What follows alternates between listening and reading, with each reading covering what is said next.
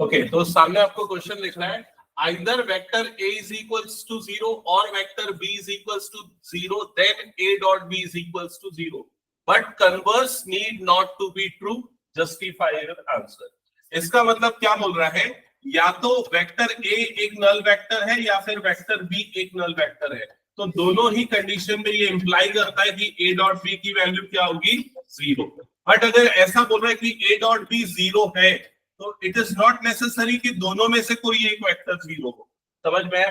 ऐसा क्यों होता है, इसका रीजन जस्टिफाई करो. तो क्या रीजन है बताओ? cos थीटा भी 0 cos.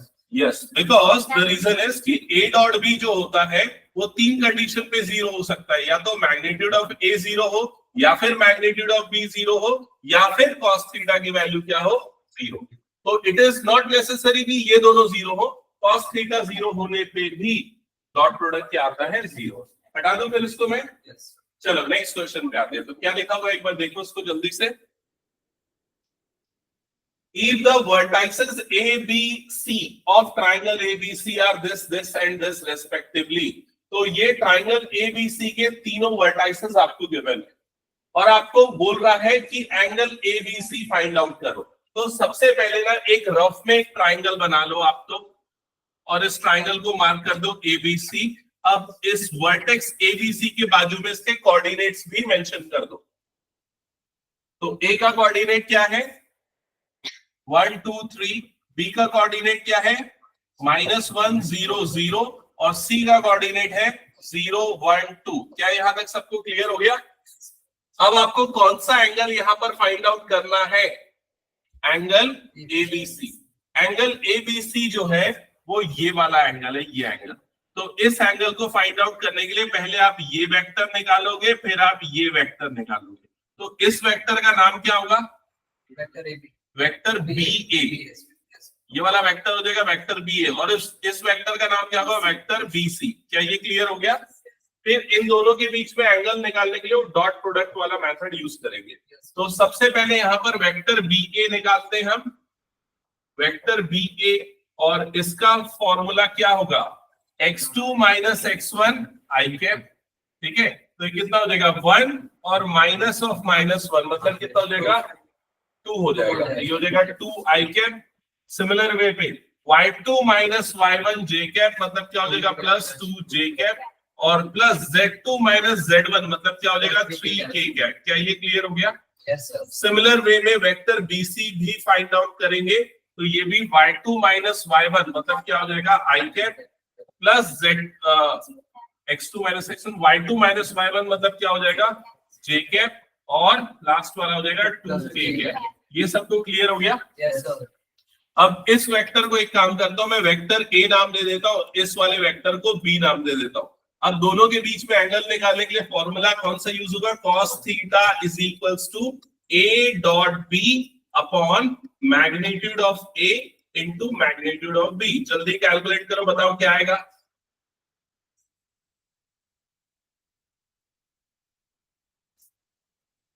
cos theta is equals to A dot B. तो पहले दोनों का डॉट प्रोडक्ट ले लो.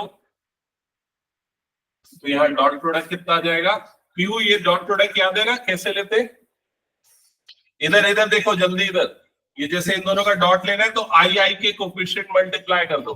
तो 2 into 1 कितना हो जाएगा, 2, प्लस ये j और j वाले कोफिशिएंट 2, k और k वाले कोफिशिएंट +6. समझ में आया? Divided by magnitude of vector A, तो उसका मैग्नीट्यूड तो कितना हो जाएगा, √2 square plus 2 square plus 3 square. Similar way में इसका भी मैग्नीट्यूड तो √1 square plus 1 square plus 2 square. Clear हो गया? सो यहाँ पर cos थीटा की वैल्यू क्या आ जाएगी, 10 अपॉन रूट, ये 4 प्लस 4 8, 8 प्लस 9 √17 हो जाएगा, और ये हो जाएगा √6. और इसको जब दोनों को मल्टीप्लाई कर दोगे तो 17 6 102. सो थीटा की वैल्यू आ जाएगी cos इनवर्स 10 अपॉन √102. एक बार चेक करो, कंफर्म करो, ये आ गया सबका. तो क्या इसको मैं हटा दूं? चलो नेक्स्ट क्वेश्चन पे आते हैं. हटा दो ना. नेक्स्ट क्वेश्चन पढ़ो जल्दी से। आपको प्रूफ करना है कि ये तीनों पॉइंट्स क्या है, कोलिनियर। अब देखो पॉइंट्स का कोलिनियर होने का मतलब क्या है, मान लो एक पॉइंट ए है, दूसरा पॉइंट बी है और तीसरा पॉइंट सी है। ये तीनों पॉइंट अगर सेम स्ट्रेट लाइन में आता है तो ये पॉइंट्स कोलिनियर कहलाते हैं। ये क्लियर हो गया। तो इसको प्रूफ करने का तरीका क्या है, आप पहले ये वाला वेक्टर ए बी निकाल लो, फिर ये वाला वेक्टर क्या निकाल लो, बी सी। पहले ये दो वेक्टर कैलकुलेट करके बताओ मुझे क्या क्या आएंगे। वेक्टर ए बी क्या आएगा और वेक्टर बी सी क्या आएगा। हाँ आयुष बता, वेक्टर ए बी क्या आएगा, ऐसे देख के ओरली बता ना। हाँ तो -1 2 - 1 मतलब 1 आई कैप है ना, plus 4 J cap -4 A cap. आ गया सबका ये। अब वेक्टर बीसी के लिए फिर सेम तरीका क्या होगा, आई कैप प्लस 4 जे कैप और ये -1 और -3 मतलब कितना हो जाएगा, -4 ए कैप। क्या ये समझ में आ गया? ओके अब यहां तक हो गया ना। अब इसे कोलिनियर प्रूफ करने का दो तरीका है, तीन तरीका, एंगल वाला ले लो, ठीक है। तो सबसे आसान तरीका मैं बताता हूँ, समझ लो। देखो एक तरीका तो ये है, थोड़ा सा अगर डिटेल में जाए कि हम यहाँ पर एक और वेक्टर निकाल लें जिसका नाम क्या हो, वेक्टर AC।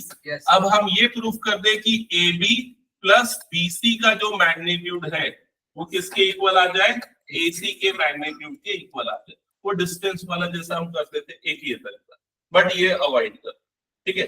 दूसरा तरीका क्या है, आप इन दोनों के बीच का एंगल निकाल लो। एंगल कितना आना चाहिए, 180 डिग्री। वो कैसा मेरे पता चल जाएगा कि दोनों के बीच में 180 या 0 डिग्री भी आ सकता है ना, ठीक है। तो दोनों पे उससे भी हो जाएगा, ठीक है।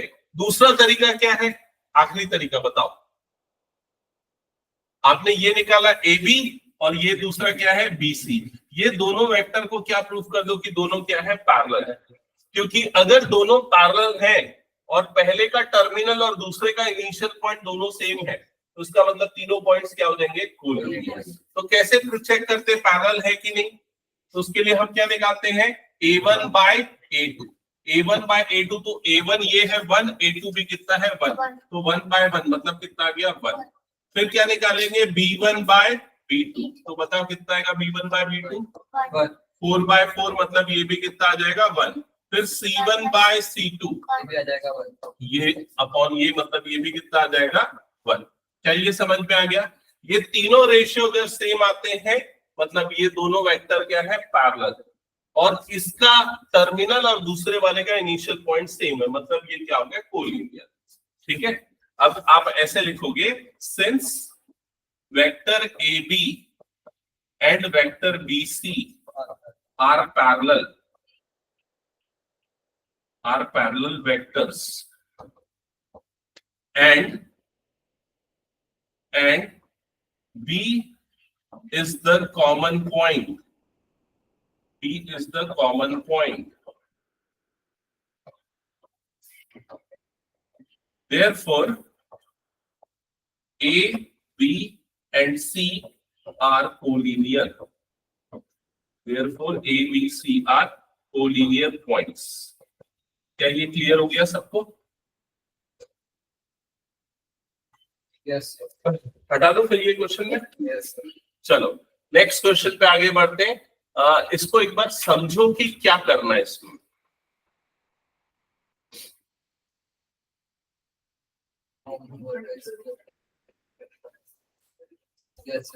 बढ़िया, समझ लिया।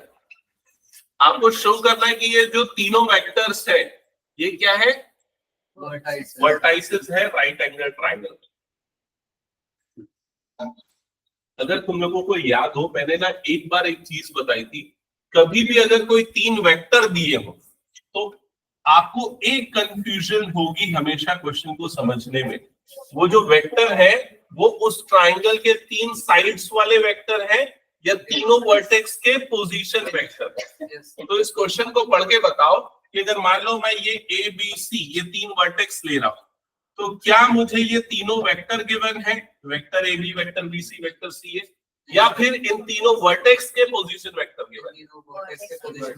ये वर्टेक्स के क्या है, पोजीशन वेक्टर। मतलब जो पहला वाला वेक्टर है ये एक्चुअली इसको हम क्या लिखेंगे, वेक्टर ओ ए, जो कि ए का पोजीशन वेक्टर को बताएगा। तो सबसे पहले ये तीनों वेक्टर्स लिख लो, वेक्टर ओ ए, फिर दूसरा वाला वेक्टर ओ बी जो आएगा I cap minus 3j cap plus minus 5k cap, और तीसरा वाला आ जाएगा वेक्टर ओ सी, ये आएगा 3i cap minus 4j cap minus 4k cap. यहां तक क्लियर हो गया सबको? Yes, sir. अब ये तीनों पोजीशन वेक्टर से हमें उस ट्राइंगल के साइड्स वाले वेक्टर निकालने हैं। साइड्स वाले वेक्टर से मेरा मतलब है अब हमें निकालना है vector A B, vector B C, vector C. हाँ, तो सबसे पहले बताओ वेक्टर ए बी, ये वेक्टर ए बी कैसे निकलेगा? हाँ,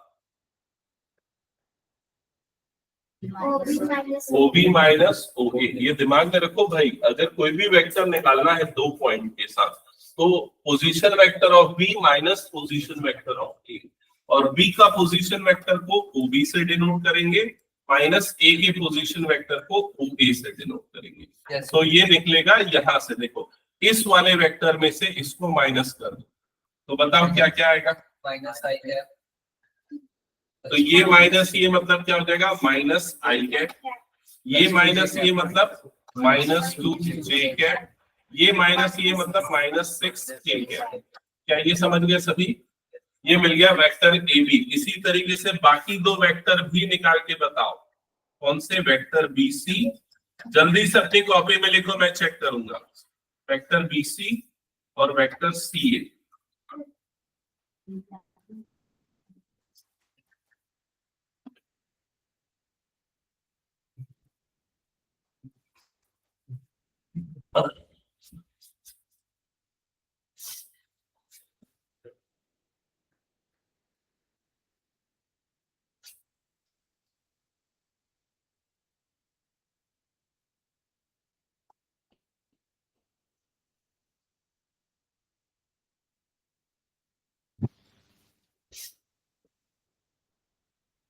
देखो क्या करना है पता है ना, क्या करना है?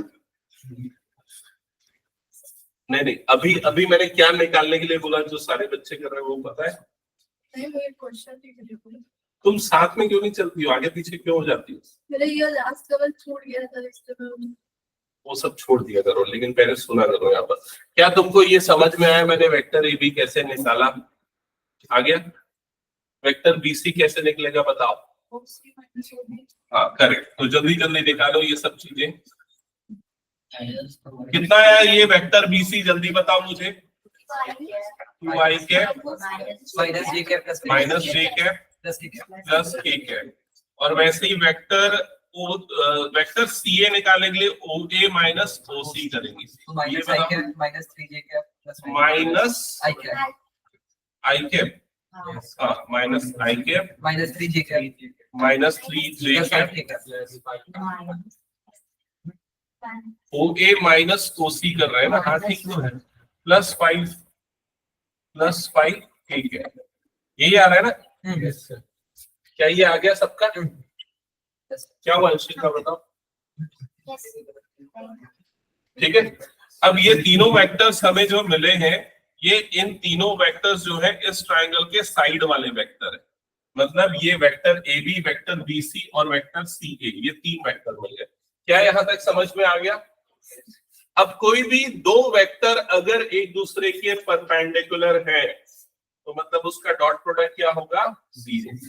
अब आप क्या करो, आप इन दोनों का पहले डॉट प्रोडक्ट चेक करो, मतलब vector A B dot vector B C. तो डॉट प्रोडक्ट कैसे लेते हैं पता है ना? ये वाला टर्म इससे मल्टीप्लाई होगा तो कितना बनेगा? -2। ये वाला टर्म इससे मल्टीप्लाई होगा तो ये बन जाएगा +2।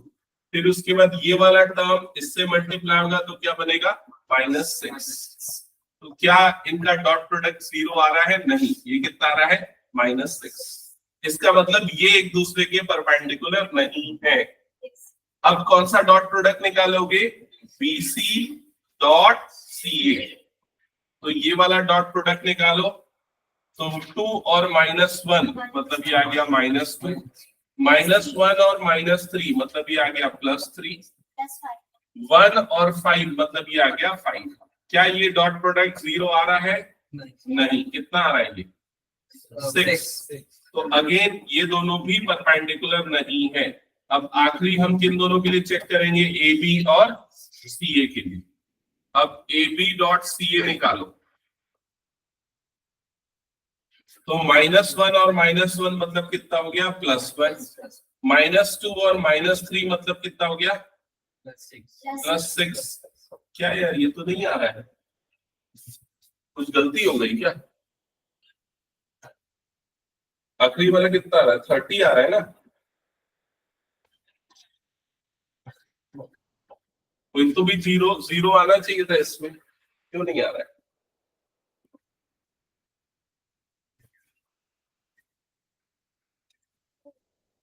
नहीं आ रहा है ना डॉट प्रोडक्ट 0 तीनों में। उसका आंसर नहीं देगा ना, क्योंकि शो दैट है। इधर देखो अब गलती कहां पर हुई होगी। अब सबसे पहले हम चेक करते हैं क्या हमने तीनों वेक्टर सही निकाले। तो AB के लिए पहले क्वेश्चन चेक करते हैं। क्वेश्चन सही नोट किया क्या? ये सही है, ये सही है और ये भी सही। ओके, ये करेक्ट है पूरा। अब चेक करो AB वाला वेक्टर सही निकला है कि नहीं, पहले वो देखो। वेक्टर AB कैसे निकलता है? B - A। तो ये क्या आ जाएगा? -I। ये कितना हो जाएगा? -2J। और ये कितना होगा? -6। करेक्ट है। ये वाला देखो कितना हो जाएगा? 3 - 1 मतलब 2। और ये कितना हो जाएगा? -J। और ये कितना हो जाएगा? +5 +8। ठीक है। फिर उसके बाद ये वाला है ना, तो कितना आ जाएगा? ये 2 - 3 मतलब -I। और ये कितना हो जाएगा? ये प्लस हो जाएगा ना, ये +3J होगा ना, ये +3J होगा। चेक करो OA - OC कर रहेगा तो +3J। फिर उसके बाद ये कितना हो जाएगा? +5। ये +3J होगा। ठीक है, तो ये +3J होगा। तो अब हम जो सबसे पहले जहां पर CA ले रहे थे, कहां पर ले रहे थे CA? देखो इस जगह पे ले रहे थे। ये वाले डॉट प्रोडक्ट में चेक करते हैं। ये वाले डॉट प्रोडक्ट को फिर से देखते हैं क्या आएगा। हाँ, तो एक बार देखो यहाँ पर क्या आ जाएगा? BC और CA का डॉट प्रोडक्ट 2 into -1 मतलब कितना आ गया? -2। -1 और +3 मतलब कितना आ गया? -3। ठीक है, और 1 और 5 मतलब कितना आ गया? +5। तो फाइनली क्या आ गया? 0। समझ गए ना ये? तो आप अपनी गलतियां आइडेंटिफाई कर सकते हो। शो दैट वाले क्वेश्चन में ये अच्छा बात है। ठीक है, तो दैट मीन्स ये दोनों वेक्टर एक दूसरे के परपेंडिकुलर है। अब परपेंडिकुलर है लेकिन राइट एंगल जो बन रहा है ट्राइंगल में, वो कहां पर बन रहा है? किस वर्टेक्स में? A में कि B में कि C में? बताओ कहां पर बनेगा? आंसर है C पे, क्योंकि BC और AC ये दोनों परपेंडिकुलर है ना, BC और AC। तो कहां पर बनेंगे? C पे। क्या ये सबको समझ में आ गया? हटा दो फिर ये क्वेश्चन में। चलो नेक्स्ट क्वेश्चन करते हैं, क्वेश्चन नंबर 18। हाँ, ये बड़ा सिंपल सा क्वेश्चन है, एक बार देख लो इसको। यहां लिखा है if vector A is a non zero vector with magnitude A। तो वेक्टर A का जो मैग्नीट्यूड है उसको किससे डिनोट कर रहे हैं? Small a। Lambda is a non zero scalar. Lambda एक नॉन जीरो स्केलर है, तो लैम्डा टाइम्स वेक्टर A का जो मैग्नीट्यूड होगा वो इनमें से कौन सा होगा? इसका मैग्नीट्यूड इनमें से lambda vector A is a unit vector. मतलब ये वाला जो वेक्टर बन रहा है ये एक यूनिट वेक्टर है, तो इनमें से कौन सा ऑप्शन करेक्ट होगा? तो देखो सिंपल है, यहाँ पर अगर मैं ये मैग्नीट्यूड को अलग अलग कर लूं तो मैग्नीट्यूड ऑफ लैम्डा और यहाँ पर क्या हो जाएगा? Magnitude of vector A is equals to कितना आ जाएगा? 1। अब इसकी जगह पे हम क्या लिख देंगे? A। तो magnitude of lambda into a is equals to बस कौन सा ऑप्शन आ रहा है? Option D. तो a की वैल्यू कितनी आ रही है? 1 upon magnitude of lambda. That's it. क्या ये सबको समझ में आ गया? हटा दो फिर इसको मैं डाउट है। सर मेरे को बस ये डाउट था कि सर लैम्डा हमने वाले का नॉन जीरो स्केलर है वो, हाँ सर उसका मैग्नीट्यूड तो उसके लाइक नॉर्मली लैम्डा के इक्वल ही होगा ना अगर वो स्केलर है तो। मतलब तू इसकी बात कर रहा है कि यहाँ पर जो मैंने अलग अलग कर दिया, यस सर। तो यहाँ पर मैग्नीट्यूड ऑफ लैम्डा को तू बोल रहा है कि लैम्डा लिख देना चाहिए। हाँ वैसे। ये तेरा डाउट है? Yes. एक्चुअली लैम्डा जो है ना वो नेगेटिव भी हो सकता है ना, अच्छा। लेकिन जब हम नेगेटिव नंबर को इससे मल्टीप्लाई करते हैं तो उसका मैग्नीट्यूड लेते हैं वो हमेशा पॉजिटिव आता है। Okay. दैट्स व्हाई यहाँ पर मॉडुलस लगा के रखा हुआ है। Okay, sir. समझ में आई ये चीज? Yes, sir. हटा दूं फिर इसको मैं? ओके चलो अब आ जाते हैं नेक्स्ट टॉपिक पे। उसका नाम है वेक्टर प्रोडक्ट या फिर cross product of two vectors. तो हेडिंग ला दो, वेक्टर प्रोडक्ट या फिर क्रॉस प्रोडक्ट।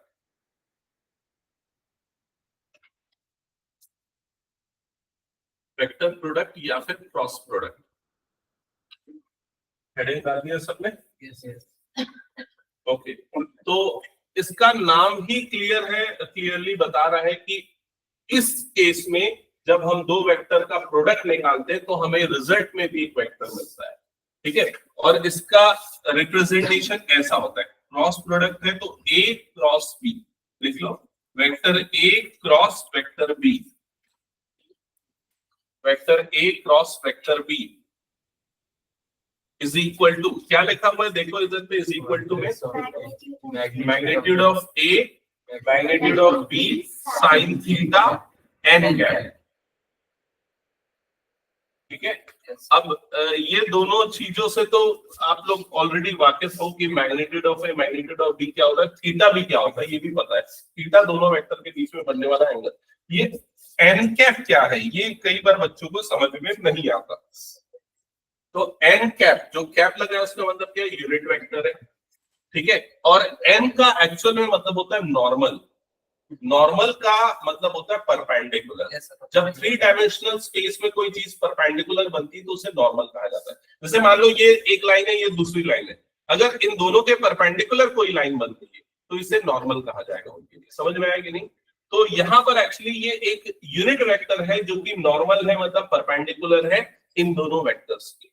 अगर 3 डायमेंशनल स्पेस पे देखोगे तो ये कुछ इस तरीके का दिखेगा, एक वेक्टर ए दूसरा वेक्टर बी और तीसरा उसका परपेंडिकुलर जो वेक्टर या नॉर्मल जो वेक्टर बनता है एन है। क्या ये क्लियर हो गया? ठीक है। अब ये जो नॉर्मल वेक्टर का डायरेक्शन है वो किस तरफ होगा ये समझाने के लिए स्क्रू वाला एग्जांपल लिया गया है या फिर ये राइट हैंड रूल वाला एग्जांपल लिया गया है। अगर हम ए से बी की तरफ जा रहे हैं, ठीक है, तो उस केस में उसका डायरेक्शन कहां पर होगा? अपवर्ड्स। लेकिन अगर बी टू ए जा रहे हैं तो उसका क्या हो जाएगा? डाउनवर्ड्स। तो ये फिजिक्स वगैरह में आप लोग कई बार यूज करते ही हो, ठीक है। तो ये क्लियर हो गया सबको? चलो आगे बढ़ते हैं अब हम। तो अब इसके कुछ इंपॉर्टेंट ऑब्जर्वेशन। तो सबसे फर्स्ट पॉइंट लिखना कि ए क्रॉस बी एक वेक्टर क्वांटिटी है। A cross B is a vector quantity.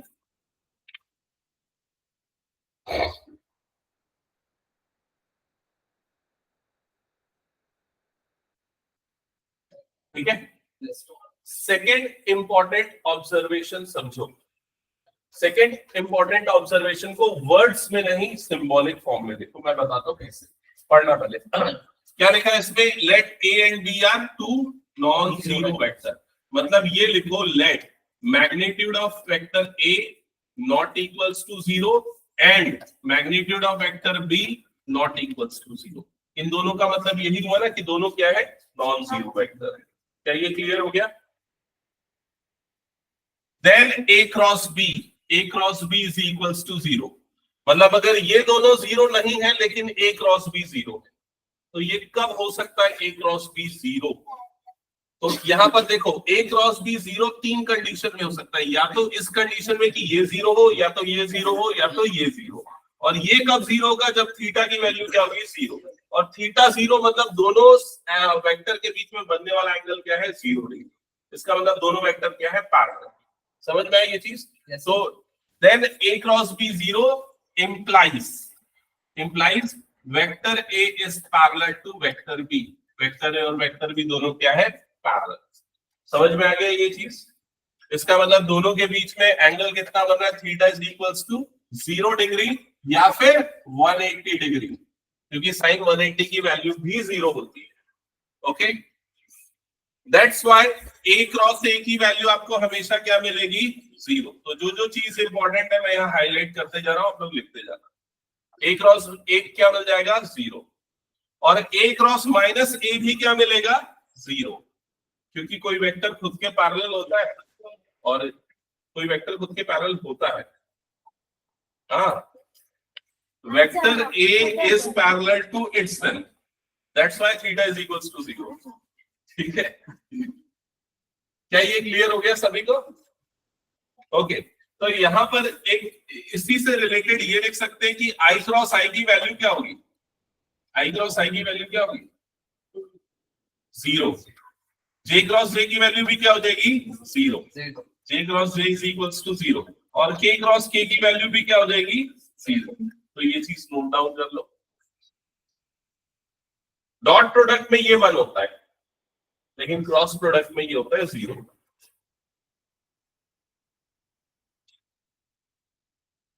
यहां तक हो गया सबका? ये सारे इंपॉर्टेंट रूल्स हैं, ऑब्जर्वेशंस हैं जो आपको दिमाग में रखने हैं। हाँ, आई कैप और माइनस आई कैप का क्रॉस भी 0 होगा। अच्छा ये बताओ, आई क्रॉस जे ये कितना होता है, क्यों, रीजन बताओ। क्योंकि वो ऐसे सर्कल बनाते हैं। एक बात बताओ, तुम लोग फंडामेंटली एक चीज रॉन्ग कर रहे हो, 1 स्केलर है और मैं क्या बोला, क्रॉस प्रोडक्ट हमेशा वेक्टर मिलेगा, तो रिजल्ट में तो वेक्टर मिलना चाहिए ना। समझ रहे हो कि नहीं, पहला रूल ही वायलेट कर दे रहे हो। तो अच्छा, क्रॉस का फॉर्मूला क्या होता है, ए क्रॉस बी का फॉर्मूला जो अभी आप लोगों ने लिखा क्या है बताओ। Magnitude of A magnitude of B sine theta N cap.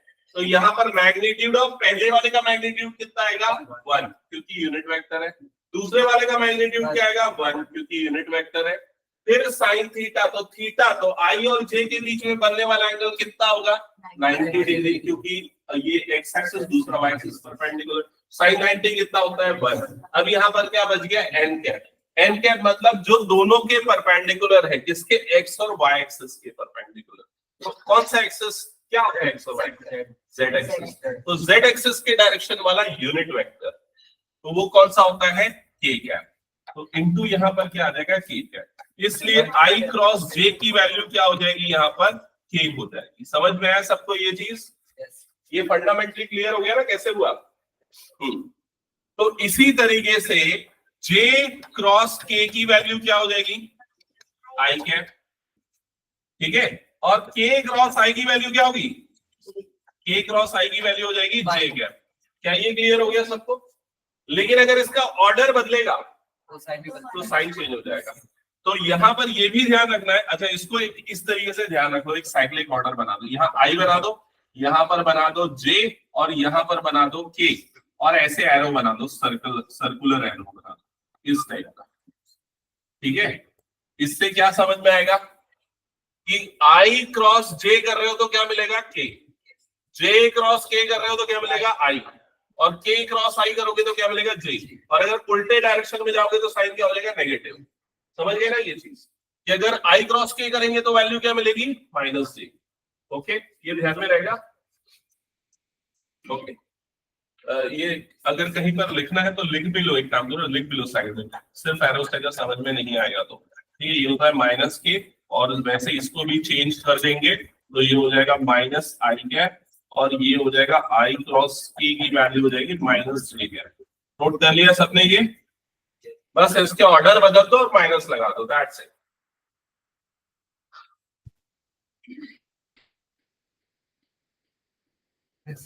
तो क्या इसे हटा दूं फिर मैं?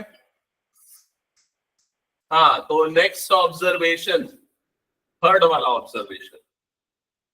थर्ड वाले ऑब्जर्वेशन में एक चीज मिसिंग है, और वो है यहाँ पर मैग्नीट्यूड लगना चाहिए। तो थर्ड वाले ऑब्जर्वेशन की वैल्यू ये कैसे आई, मुझे समझाओ, ये कैसे इसकी वैल्यू ये हुई। क्योंकि A क्रॉस B क्या होता है, magnitude of A magnitude of B sine theta N cap, ये होता है। अगर थीटा पाई बाय 2 है मतलब 90 है तो साइन 90 कितना हो जाएगा 1। तो A क्रॉस B मुझे क्या मिलेगा उस सिचुएशन में, magnitude of A magnitude of B N cap exist करेगा अभी भी, समझ में आया? लेकिन जब मैं इसका भी मैग्नीट्यूड ले लूंगा तो पहले वाले का मैग्नीट्यूड, दूसरे वाले का मैग्नीट्यूड और तीसरे वाले का मैग्नीट्यूड कहाँ गायब हो गया, कहाँ गायब, क्यों नहीं आया? वो डायरेक्शन क्योंकि वो यूनिट वेक्टर है तो उसका मैग्नीट्यूड कितना हो जाएगा, 1 हो जाएगा। दैट्स व्हाई उसको यहाँ पर नहीं लिखा गया। समझ में आया सबको ये चीज? तो ये चीज नोट डाउन कर लो कि magnitude of A cross B is equal to this, जब थीटा इज इक्वल टू कितना होता है, पाई बाय 2। ठीक है, और ये फोर्थ वाला तो ऑलरेडी मैंने लिखवा दिया पिछले वाले में, तो सीधे अब हम मूव करते हैं फिफ्थ वाले पे। फिफ्थ वाला समझ में आया क्या किया यहाँ पर?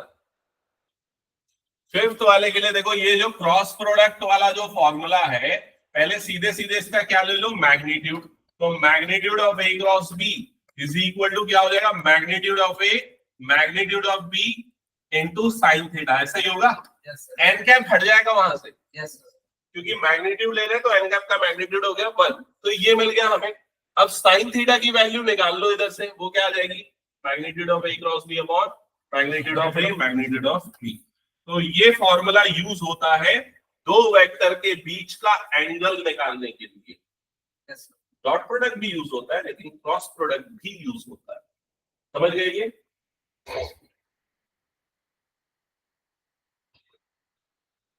ये सारी चीजें न सिर्फ अपनी कॉपी में लिख के रखना है बल्कि अपने दिमाग में भी रखना है, क्योंकि इमीडिएटली हम लोग क्वेश्चन स्टार्ट करने वाले हैं इससे रिलेटेड। आप ही लिखना है उसके दिमाग में। ठीक, हटा दूं मैं इसको। चलो next question number sorry observation number 6। I think इसमें ज्यादा कुछ लिखने की जरूरत नहीं है, बस ये ध्यान में रखना या ये लिख लो शॉर्ट में कि अगर A क्रॉस B ये होता है, देखो A क्रॉस B ये होता है तो B क्रॉस A करने पे क्या चेंज होगा, साइन आ जाएगा। B क्रॉस E करने पे बस क्या हो जाएगा, दोनों के बीच का एंगल अपोजिट हो जाएगा, मतलब माइनस हो जाएगा। समझ में आ रहा है कि नहीं? तो ये चीज नोट कर लो अपनी नोटबुक में, A cross B is equal to minus B cross A, और वो हमने IJK वाले में भी देखा था। तो अगर आपसे पूछा जाए कि dot product commutative law follow करता है या क्रॉस प्रोडक्ट, डॉट प्रोडक्ट, क्योंकि ये नॉट कम्यूटेटिव हो गया। नॉट कम्यूटेटिव, ऑर्डर बदले तो सेम रिजल्ट नहीं मिलेगा, that is called not commutative. हटा दो फिर इसको मैं। Okay, next 7th observation, I think ये हमने ऑलरेडी लिख लिया है। यस सर, ये क्लियर है सबको? 8th ऑब्जर्वेशन बहुत इंपॉर्टेंट है, ये एप्लीकेशन है वेक्टर का, तो इसको मैं एकदम इजीएस्ट वे में बताता हूं। पहले आप सिर्फ ये फिगर ड्रॉ कर लो, जैसा है वैसे का वैसा ये फिगर ड्रॉ कर लो, और ड्रॉ करते समय ना अपना दिमाग ऑन रखना और देखना कि क्या बना रहे हो, क्या लिखा है, क्या क्या चीजें।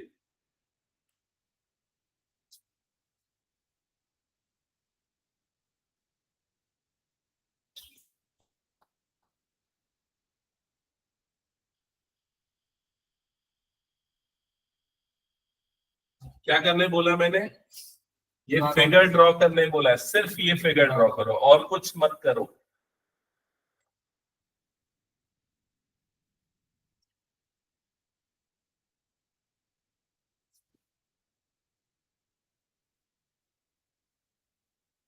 यस सर, कर लिया फिगर ड्रॉ सबने?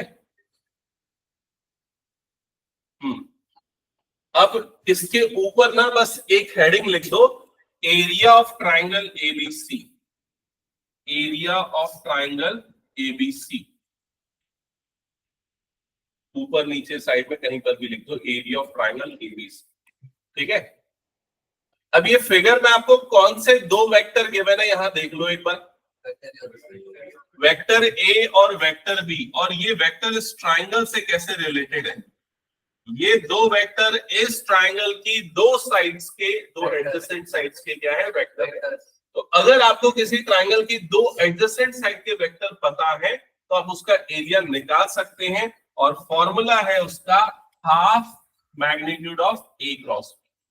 मतलब आपको पहले उसका क्रॉस प्रोडक्ट निकालना पड़ेगा, देन उसका मैग्नीट्यूड लेना पड़ेगा एंड डिवाइडेड बाय 2, तो ये आपको देगा एरिया ऑफ ट्राइंगल। क्या ये कैसे डिराइव हुआ ये जानना चाहते हो? Yes sir. ओके, अगर आप ये जानना चाहते हो कैसे डिराइव हुआ तो देखो यहाँ पर फॉर्मूला जो लगेगा देख लो सर। एरिया ऑफ ट्राइंगल का फॉर्मूला क्या होता है? Half base into height. यहाँ पर इसका बेस क्या है? AB, और हाइट क्या है इसका? CD। क्या ये क्लियर है? अब यहाँ पर अगर मान लो मैं ये एंगल को लेता हूं थीटा, ठीक है, ये एंगल को मैं ले रहा हूं थीटा, तो साइन थीटा की वैल्यू क्या होती है? Perpendicular upon hypotenuse. परपेंडिकुलर मतलब क्या हो गया यहाँ पर CD, और हाइपोटेनियस यहाँ पर क्या हो गया? Magnitude of vector A। समझ में आई ये चीज? अब मैग्नीट्यूड ऑफ वेक्टर A को क्रॉस मल्टीप्लाई कर दो तो CD की वैल्यू आपको क्या मिलेगी? Magnitude of vector A into sine theta. और ये हो गया कौन सा? CD मतलब परपेंडिकुलर, और बेस जो है वो कितना है? Magnitude of vector B। समझ में आई ये चीज? ठीक है, तो अब बस ये फॉर्मूले में पुट कर दो हाफ बेस इनटू हाइट, तो ये आ जाएगा। और ये पूरी वैल्यू एक्चुअली किसको रिप्रेजेंट करती है? Magnitude of A cross. समझ में आए फॉर्मूला कैसे डिराइव हुआ?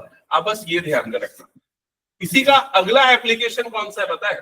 अगर इस ट्राइंगल को मैं डबल कर दूं, जैसी साइड यहां बन रही वैसे इधर भी बना दूं, जैसी इधर बन रही वैसे ही बना दूं, तो ये पूरा शेप क्या बन जाएगा? एक पैरेललोग्राम।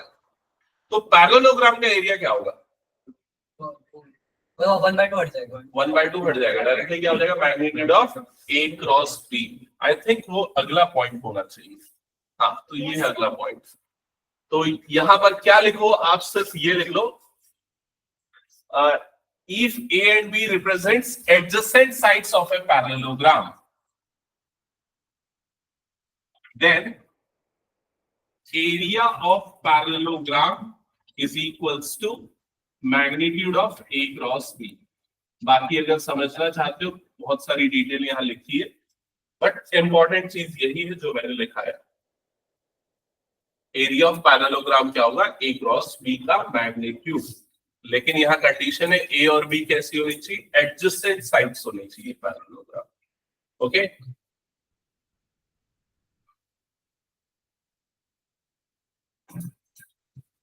हो गया यहां तक? यस। ओके, अब इसके बाद क्रॉस प्रोडक्ट में हम कुछ प्रॉपर्टीज पढ़ते हैं, और सबसे फर्स्ट जो प्रॉपर्टी आपको दिख रही है वो डिस्ट्रीब्यूटिव प्रॉपर्टी। ठीक है, तो ये प्रॉपर्टी देखो सिंपल है, जो हम नॉर्मल अलजेब्रा में भी यूज करते हैं। क्या ये समझ में आ रहा है? ये लिख लो और उसके समझ लो, कुछ समझाने की जरूरत नहीं है उसको। A cross B plus C equal to क्या होगा? A cross B plus A cross C. ठीक है,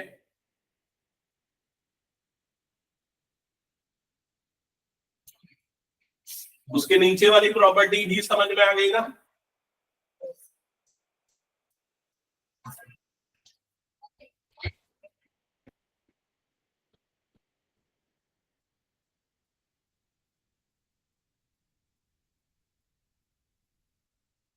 हो गया। अब इसके बाद अगर आपको वेक्टर कंपोनेंट के फॉर्म में गिवन है, मतलब जैसे मान लो वेक्टर ए अगर आपको गिवन है a1i plus a2j plus a3k, let vector A is this, और वेक्टर बी सिमिलर वे में b1i plus b2j plus b3k, अगर मान लो ये वेक्टर बी है और आपको उनका क्रॉस प्रोडक्ट निकालना है, तो ये डिटरमिनेंट वाला मेथड यहाँ पर हम यूज करते हैं क्रॉस प्रोडक्ट निकालने के लिए। तो लिख लो, let vector A is this, vector B is this, then A cross B is this. Note down कर लिया?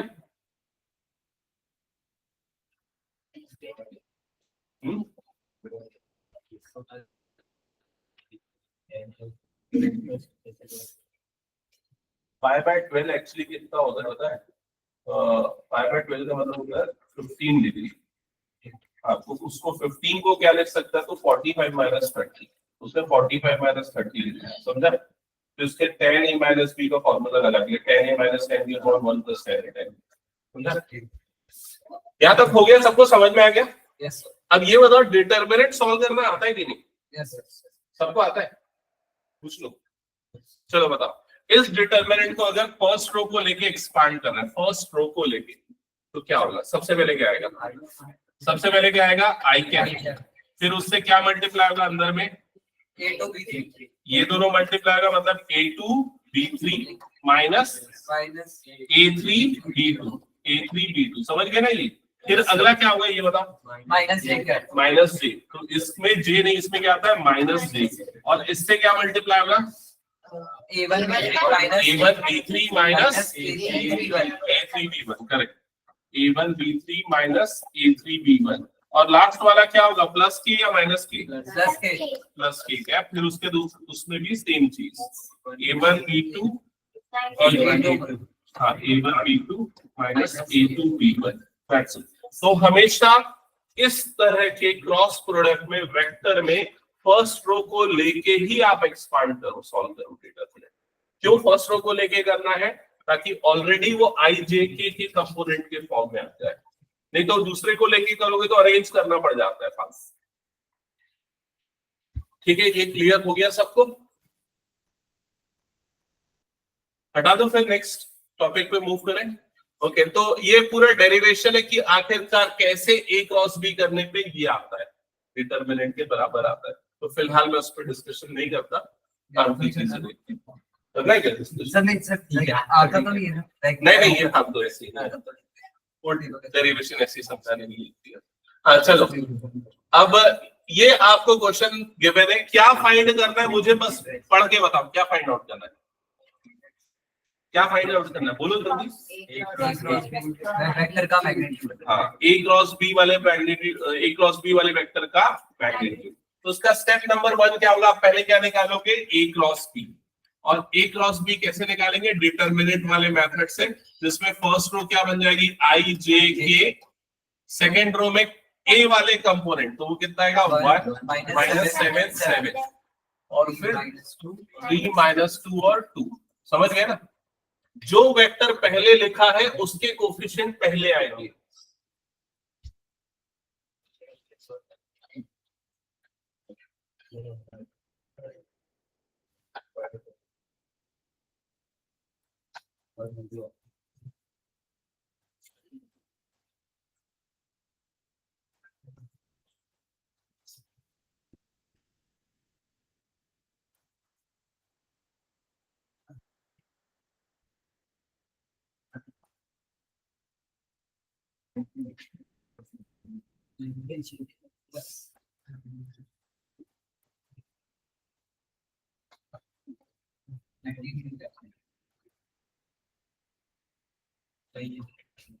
जीरो आई कैप प्लस 19 जे कैप प्लस 19 के कैप। क्या ये सबका आ गया? ए क्रॉस बी। वेरीफाई कर लो। अब इसके बाद आपको इसका क्या निकालना है? मैग्नीट्यूड। तो magnitude of A cross B, इसके लिए क्या करेंगे? रूट ओवर आई वाले कंपोनेंट का स्क्वायर प्लस जे वाले कंपोनेंट का स्क्वायर प्लस के वाले कंपोनेंट का स्क्वायर। मतलब ये कितना हो जाएगा? अच्छा ये बताओ, क्या तुम लोग डायरेक्टली इसको लिख सकते हो कि ये क्या होगा?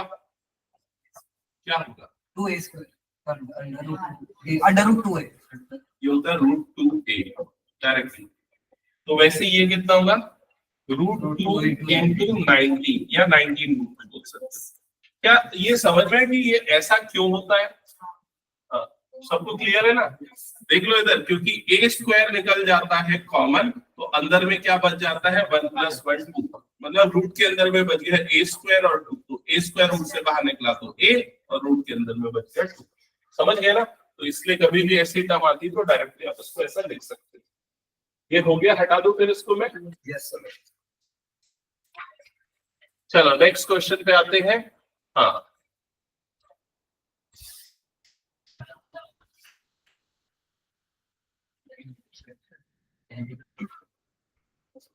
ये जो क्वेश्चन आप पढ़ रहे हो अभी सामने, बहुत इंपॉर्टेंट क्वेश्चन है। मतलब ऐसे क्वेश्चन बहुत ज्यादा पूछे जाते हैं, और जब हम बहुत सारी चीजें पढ़ लेते हैं ना तो भूल जाते हैं सिंपल चीजें। तो क्या लिखा है, मैं पढ़ रहा हूं, सारे बच्चे सुनो मेरी बात ध्यान से। फाइंड ए यूनिट वेक्टर, तो आपको क्या निकालना है, यूनिट वेक्टर। ठीक है, आपको एक यूनिट वेक्टर निकालना है जो परपेंडिकुलर हो। किसके परपेंडिकुलर हो, इन दोनों वेक्टर के क्या हो, वो परपेंडिकुलर हो। समझ में आ गया? तो पहले इस वेक्टर को मैं वेक्टर सी नाम देता हूं और इस वेक्टर को मैं वेक्टर डी नाम दे देता हूं। अब तुम लोग मुझे वेक्टर सी और वेक्टर डी निकाल के बताओ कि वो क्या है। 4i cap plus 4j cap. Vector C कैसे निकलेगा, a प्लस बी करने से। तो a प्लस बी करोगे तो कितना आ जाएगा, 4i cap plus 4j cap, और k वाला टर्म हट जाएगा तो प्लस 0k कैप लिख देता हूं। वेक्टर डी, डी निकलेगा a माइनस बी से, तो क्या आएगा, plus 2i cap plus 4j cap plus 0j cap plus 4j plus 4k cap. एक बार चेक करो, ये आ गया सबको समझ में? यस। अब मैं फिर से आप लोगों से पूछता हूं, आपको क्या फाइंड आउट करना है, यूनिट वेक्टर जो क्या हो, परपेंडिकुलर। किसके परपेंडिकुलर, सी और डी दोनों के परपेंडिकुलर। तो कभी भी दो वेक्टर के परपेंडिकुलर अगर आपको वेक्टर निकालना है तो आपको उन दोनों वेक्टर का क्या लेना पड़ेगा, क्रॉस प्रोडक्ट। तो आप पहले सी और डी का क्या ले लोगे, क्रॉस प्रोडक्ट। तो उस वेक्टर को मैं वेक्टर ई मान लेता हूं ना। Let vector E is equals to C cross D. तो ये वाला वेक्टर निकलेगा कैसे, पहला रो हो जाएगा आई जे के, दूसरा रो हो जाएगा 4 4 0, तीसरा हो जाएगा 2 0 4। चलो जल्दी से सॉल्व करके वेक्टर ई निकाल के बताओ क्या आएगा।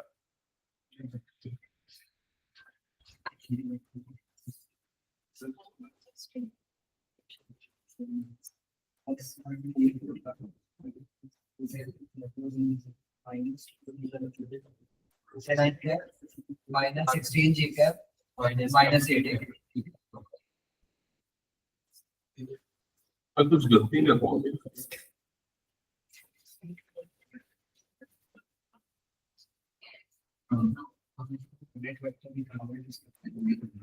मेरा तो कुछ और आ रहा है, 16i आ रहा है मेरा, -16 16i minus 16j minus minus 8। क्या यही आ रहा है सबका?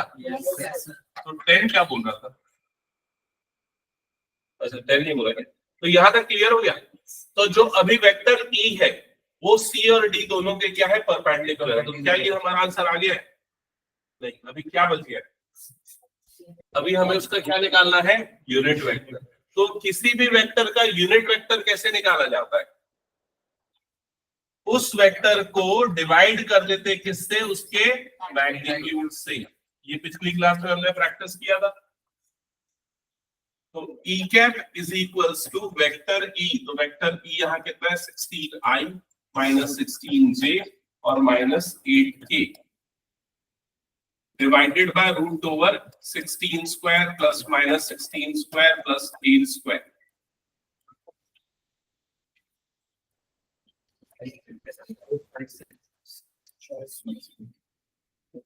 सिक्सटीन का स्क्वायर कितना होता है, 256 plus 256 that is 512 plus 64 512 plus 64 मतलब 576।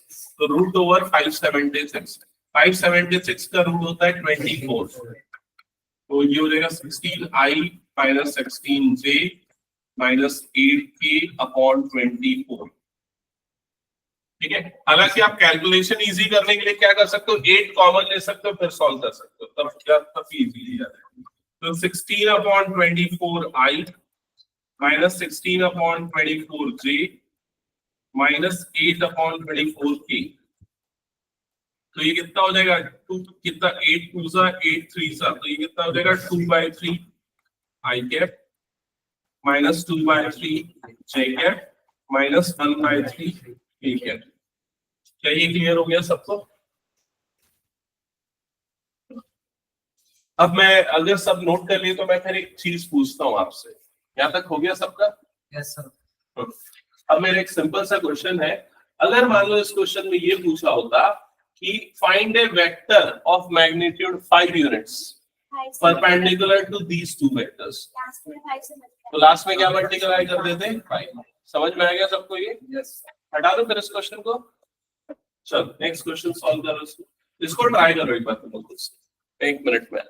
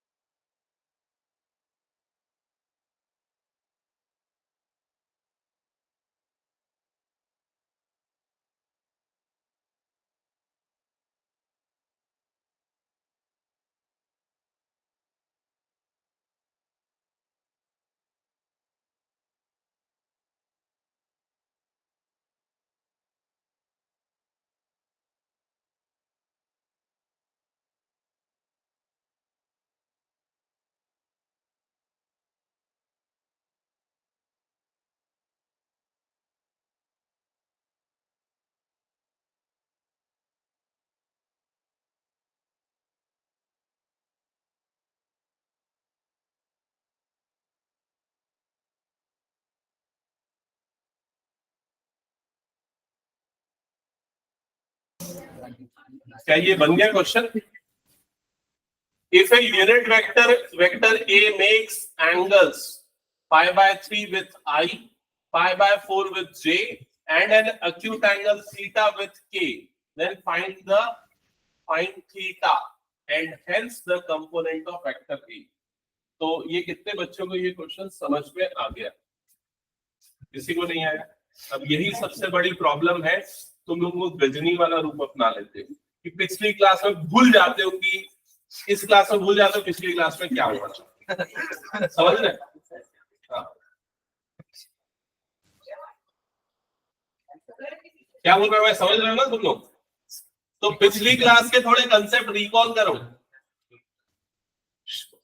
तो क्या कंसेप्ट था कि आई जो है वो एक्स एक्सिस है, एक्स एक्सिस के डायरेक्शन में बनने वाला यूनिट वेक्टर, और आई के साथ बनने वाला एंगल जो है वो कितना है पाई बाय 3। तो आई मतलब एक्स एक्सिस के साथ बनने वाला एंगल पाई बाय 3। अब एक्स एक्सिस के साथ बनने वाले एंगल को किससे डिनोट करते हैं? एक्स एक्सिस के साथ बनने वाला एंगल अल्फा होता है। अल्फा की वैल्यू कितनी है पाई बाय 3। वाई एक्सिस के साथ बनने वाला एंगल क्या होता है बीटा। तो वो वाई एक्सिस मतलब जे के साथ बनने वाला एंगल बीटा जो कितना है पाई बाय 4। और गामा मतलब कि जेड एक्सिस के साथ बनने वाला एंगल, और जेड एक्सिस के साथ बनने वाला एंगल यहाँ पर कितना है थीटा। क्या ये समझ में आ गया सबको? Yes sir. अब आपको यहाँ पर ये भी पता है कि अगर आपको अल्फा बीटा गामा पता है तो उससे आप एल एम एन निकाल सकते हो। तो एल क्या होता है कॉस अल्फा, एम क्या होता है कॉस बीटा, और एन क्या होता है कॉस गामा। क्या ये क्लियर हो गया? yes, तो यहाँ पर देखो और बता cos pi by 3, cos pi by 3 की वैल्यू कितनी होती है? कॉस 60 मतलब 1/2। कॉस पाई बाय 4 वैल्यू कितनी हो जाएगी 1/√2, और ये कितना हो जाएगा कॉस थीटा। क्या ये क्लियर हो गया? अब एलएमएन की एक प्रॉपर्टी है, बताओ क्या है प्रॉपर्टी? क्या है? नहीं, L square plus M square plus N square is equals to क्या होता है 1। तो एल के जगह पे कितना आ जाएगा 1/2, तो 1/2 का होल स्क्वायर। एम की जगह पे क्या आ जाएगा 1/√2 का होल स्क्वायर, और एन की जगह पे क्या आ जाएगा cos square theta that is equals to 1। समझ में आया? अब इसको सॉल्व करके थीटा की वैल्यू निकाल के बताओ।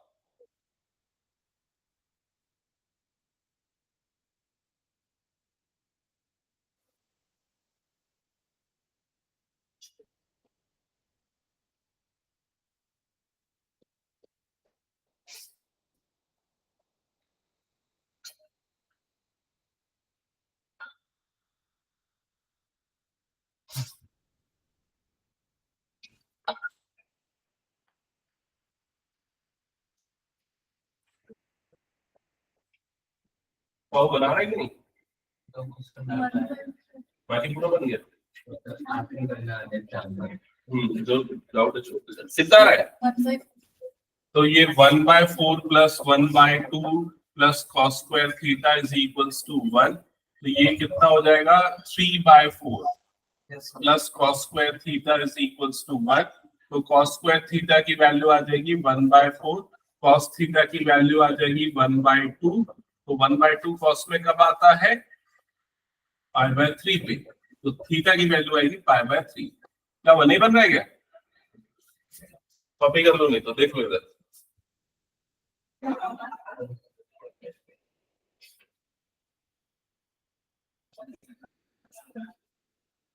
क्या हुआ पीयू? हाँ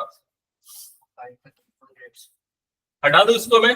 यस अच्छा और भी कुछ करना है क्या? Components of find the components of vector ए बोल रहा है ना। तो कंपोनेंट ऑफ वेक्टर ए क्या होगा? देखो जैसे वेक्टर ए है ना, उसको आप लिख सकते हो L I cap plus M J cap plus N K cap. तो यहाँ पुट कर दो एलिमेंट की वैल्यू, दैट्स इट, वो आ गया आंसर।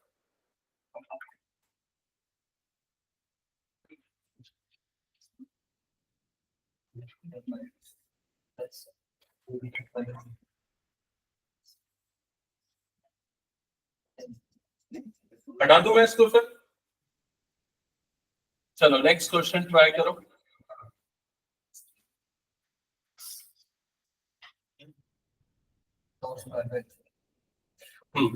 ये नेक्स्ट क्वेश्चन आपका प्रूव दैट वाला क्वेश्चन है ना।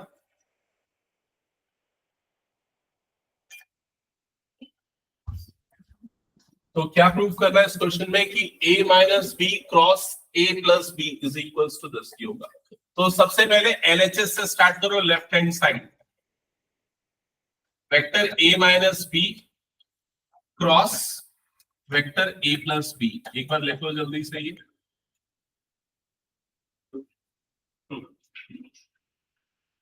अब क्रॉस प्रोडक्ट ले लो उसका। उमेश यहाँ बैठना और सोपा के वहीं पर। अच्छा टेस्ट ऐसी प्रैक्टिस की। सो ब्रैकेट्स ओपन करोगे तो टर्म्स क्या क्या आएंगी बताओ जल्दी से। डिस्ट्रीब्यूटिव प्रॉपर्टी अप्लाई करोगे तो ये क्या हो जाएगा? Vector A cross vector A, फिर ये वेक्टर ए इससे मल्टीप्लाई होगा तो plus vector A cross vector B. ये समझ में आ रहा है? यस फिर ये वाला टर्म मल्टीप्लाई होगा इस टर्म के साथ, तो क्या बनेगा? Minus vector B cross vector A, और फिर लास्ट टर्म ये दोनों मल्टीप्लाई होंगे तो plus vector B cross vector B. एक बार चेक करो यहाँ तक क्लियर हो गया सबको? Sir minus vector B cross vector. अच्छा वो माइनस है ना, हाँ ये माइनस आएगा। ओके सो ये वाला वेक्टर ए क्रॉस ए कितना बनेगा बताओ? ए स्क्वायर नहीं, ऑब्जर्वेशन zero जीरो। ए क्रॉस ए क्यों जीरो है? सेम डायरेक्शन, थीटा की वैल्यू जीरो, साइन थीटा क्या हो जाएगा? जीरो, इसलिए पूरा जीरो। तो ये जीरो हो गया। सिमिलर वे में ये भी क्या हो जाएगा? जीरो। तो आपके पास क्या बच गया यहाँ पर? ए क्रॉस बी और माइनस बी क्रॉस ए, ऐसे ही बचा। Yes sir. अब देखो एक और प्रॉपर्टी लिखाई थी यहाँ पर, क्या कौन सी प्रॉपर्टी ऑब्जर्वेशन में लिखाई थी? A cross B equal A cross B equal to minus B cross A. तो ये जो माइनस बी क्रॉस ए है उसको रिप्लेस कर देंगे ए cross plus A cross B से। तो हो जाएगा ए cross B plus A cross B. तो ये दोनों ऐड हो गए, क्या हो जाएंगे? 2 टाइम्स ए क्रॉस बी। क्या ये क्लियर है सबको?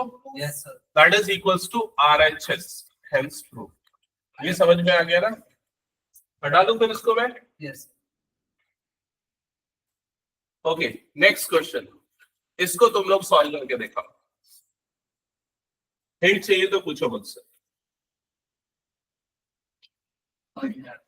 यहाँ पर ये बोल रहा है कि इस वेक्टर और इस वेक्टर का क्रॉस प्रोडक्ट नल वेक्टर है।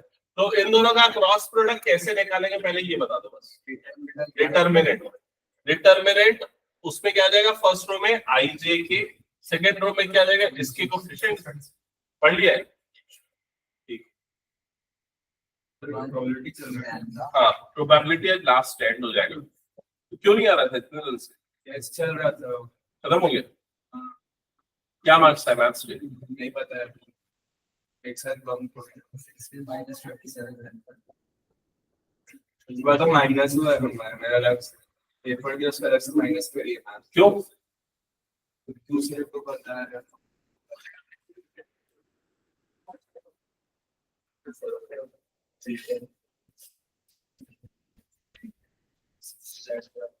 हो गया पूरा कंप्लीट? तो बता रहे हैं क्यों जा रहा है? तो प्रोबेबिलिटी की प्लेलिस्ट यूट्यूब पर डाल दी है हाँ। अंदर में यूट्यूब देख रहा है तो जो डाउन है इसको छोड़ देगा ना कुछ दे रहा हूँ। लैंडर बस लीनियर स्टार्ट कर दे प्रोबेबिलिटी की कॉम्बिनेशन रिवाइज करके 5 मिनट में मैं चालू कर रहा हूँ क्योंकि कॉम्बिनेशन से रिलेटेड है प्रोबेबिलिटी के टॉपिक जो आज करने वाला हूँ। मेरे का प्रोबेबिलिटी का रहा है मैं देखा प्रोबेबिलिटी वाली तो वाली भूल गया ये आया किसी का सॉल्व हुआ? सो फर्स्ट रो यहाँ पर क्या हो जाएगी I J and K। Second row में क्या आ जाएगा 2 6 and 27। थर्ड रो में आ जाएगा 1 lambda and mu that is equals to क्या कर लोगे यहाँ पर 0। अब उसके बाद सॉल्व करो। सॉल्व जब करोगे तो यहाँ पर आई क्या कोफिशिएंट क्या आ जाएगा बताओ आई कैप का 6 म्यू -27 लैम्डा तो 6 म्यू -27 लैम्डा 6 म्यू -27 लैम्डा ये आया माइनस जे क्या बताओ उसका कोफिशिएंट क्या आएगा -27 2 म्यू -27 प्लस के कैप इसका कोफिशिएंट क्या आ रहा है 2 lambda -6 that is equals to 0 vector है ना ये 0 वेक्टर मतलब 0i plus 0j plus 0k। क्या ये चीज क्लियर हो गई सबको? अब कंपेयर कर लो तो ये वाले पार्ट को इक्वल्स टू 0 करो तो फर्स्ट इक्वेशन क्या बन जाएगी 6 mu -27 lambda is equals to 0। Second इन दोनों को कंपेयर करो तो 22 म्यू कितना बनेगा 2 mu -27 is equals to 0। Third इन दोनों को कंपेयर करो और सॉल्व करके फिर म्यू अच्छा इसकी जरूरत नहीं पड़ेगी इन दोनों को सॉल्व करके किसकी वैल्यू निकाल लो म्यू और लैम्डा की बताओ क्या आ रहा है यहाँ से म्यू की वैल्यू कितनी आ जाएगी 27/2 और यहाँ से लैम्डा की वैल्यू कितनी आ जाएगी 3। क्या ये आ गया सभी का? यस ओके तो ठीक है आज मैं यहीं पर स्टॉप करता हूँ। अगली क्लास में मोस्ट प्रोबेबली हम इसको एंड कर देंगे इस चैप्टर को फिर 3D स्टार्ट करेंगे। संडे को नहीं लेता अभी इस